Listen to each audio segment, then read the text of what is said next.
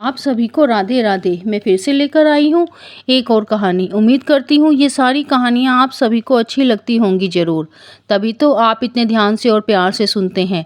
आप सभी के प्यार के लिए बहुत बहुत धन्यवाद। एक दंपति थे जो कि साम बाबा के परम भक्त थे। हर ग्यास पर साम बाबा के दरबार में आया जाया करते थे। बड़े ही नेक हृदय के और दयावान थे। शादी के कई साल हो गए थे। उनके घर में कोई खुशी नहीं थी। इस बात की उन्हें बहुत चिंता रहती थी। एक बार उन दोनों ने फैसला किया, क्यों ना अनाथ आश्रम से एक बच्चा हम गोद ले लेते हैं। अनाथ को माँ बाप और हमें बच्चे बच्चे का सुख मिल जाएगा। यही सोच करके अनाथ आश्रम से वो एक बच्चा गोद ले आते हैं। खुश थे कि अब उनके आंगन में भी किलकारियां गूंजती हैं। दोनों बच्चे को देखकर बहुत खुश होते थे। बच्चा बड़ा हुआ, स्कूल छोड़ने जाते थे। उसके ऊपर सब कुछ न्योछावर करते थे। जो बच्चा कहता वही दिलाते, किसी चीज़ को मना नहीं करते थे। इस बच्चे की वजह से ही हमारे घर में खुशियाँ आएंगी। पढ़ लिख कर वो बड़ा हुआ, शादी के लायक हो गया, कारोबार सारा संभाल लिया, माता पिता की सेवा करता, इतना योग्य था। माता पिता को इस बारे में कुछ पता ही नहीं था। ऑफिस में एक लड़की को वो पसंद करने लगा। फिर वो लड़का रात रात भर बाहर रहने लगा। लड़की के साथ घूमता फिरता, नशा करने लगा, शराब सिगरेट पीने लगा, देर से घर आता। ऑफिस में दोनों के प्यार की बातें फैल गई। इधर माँ बाप इस बात से बेखबर। उन्होंने अपनी सारी ज़मीन जायदाद, ऑफिस, बिजनेस वगैरह सब लड़के के नाम कर दिया। माँ बाप को बताए बिना कोर्ट मैरिज कर ली। इधर माँ बाप लड़की ढूंढ रहे थे अपने बेटे के लिए। उन्हें लड़की देखने जाना था, बहुत ही अच्छे और ऊंचे घराने की लड़की। माँ बाप दोनों सपना सजा रहे थे कि घर में बहू आएगी, पोते पोती होंगे, हम उनके साथ खेलेंगे। कोर्ट मैरिज करके लड़की को घर ले आया। माँ बाप दोनों हैरान हो गए। उन्होंने कहा, हमें बताता तो हम बड़े धूमधाम से तुम्हारी शादी करते। शादी को 6 महीने भी नहीं हुए थे, बहू ने अपने सास ससुर को परेशान करना शुरू कर दिया। सारे घर का काम कराती, लड़ती झगड़ती, उन्हें बहुत बहुत बुरा भला कहती। सास ससुर को के सामने बैठकर बहू सिगरेट पीती, शराब पीती। ससुर घर में झाड़ू लगाता, सास बर्तन मांजती, पूरा दिन काम करते। बहू खाना भी नहीं देती, पूरा दिन भूखे रहते।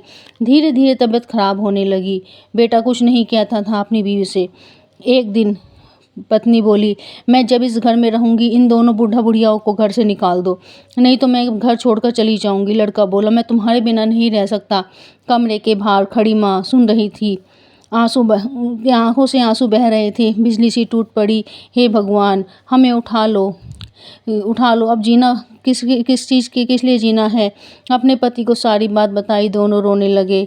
हम जहाँ से इसे लाए थे, अब ये हमें वहीं छोड़कर आने की बात करता है। इस दिन के लिए क्या हम इसे लाए थे। यही सोचकर दोनों पति पत्नी घर से रात को ही निकल गए। कहाँ जाना है कहाँ नहीं पता नहीं, चले जा रहे हैं। बेटे ने सुबह जब देखा अपने माता पिता को ना पाकर इधर उधर ढूंढने लगा, मगर बहू का खुशी का ठिकाना ना रहा। लड़के के हाथ पिता का लिखा हुआ पत्र मिला, जिसमें लिखा था कि इस दिन के लिए ही क्या तुझे पाला था। दोनों चले जा रहे हैं। थक कर सड़क के किनारे बैठ गए। एक गाड़ी उनके पास आकर रुकी। एक लड़की गाड़ी में से बोली, कहाँ जाना है आपको। वो बोले, पता नहीं कहाँ जाना है। वो लड़की उन्हें अपना माता पिता बनाकर अपने साथ ले गई। इधर वो लड़का ऑफिस चला जाता, पीछे से बहू रंगरलियां मनाती। एक दिन अचानक घर में आया तो देखा पत्नी को किसी और की बाहों में, तो लड़ाई झगड़ा शुरू हो गया। बहू घर छोड़कर चली गई। लड़का बहुत अकेला हो गया। अपने माँ बाप को ढूंढने लगा। शहर शहर गांव गांव हार करके वो श्याम बाबा के दरबार पे पहुंचा। वहीं सीढ़ियों में पड़ा रहता। 2-3 दिन हो गए वहीं सीढ़ियों में पड़ा रहता, बाबा के दर्शन करता।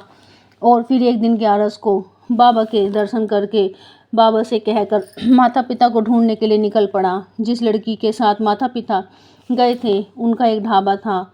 उसके ढाबे के सामने गाड़ी रोकी, खाना खाने के लिए उतरा। माँ ने जैसे ही बेटे को देखा अपने पति से कहा तो पति कुछ नहीं बोला। फिर माँ ने उसके पसंद का खाना बनाया, कल लड़की के हाथ भेजा।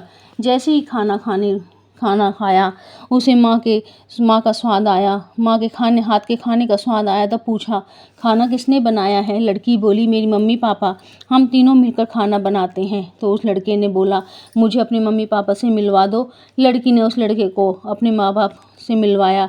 लड़का अपने माँ बाप के पैरों में गिरकर बहुत रोया, माफ़ी मांगी, रो रो कर दोनों के पैरों को धोने लगा। फिर माँ बाप ने उसे माफ़ कर दिया। फिर वो चारों खुशी खुशी से रहने लगे, साथ में रहने लगे। उनकी नई ज़िंदगी की शुरुआत हुई।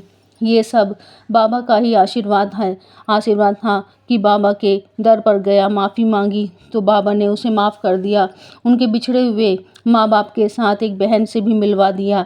ये एक सच्ची घटना है। अगर आपको ये कहानी अच्छी लगे तो कमेंट में राधे राधे ज़रूर लिखना, लाइक सब्सक्राइब करना अगर अच्छी लगे तो।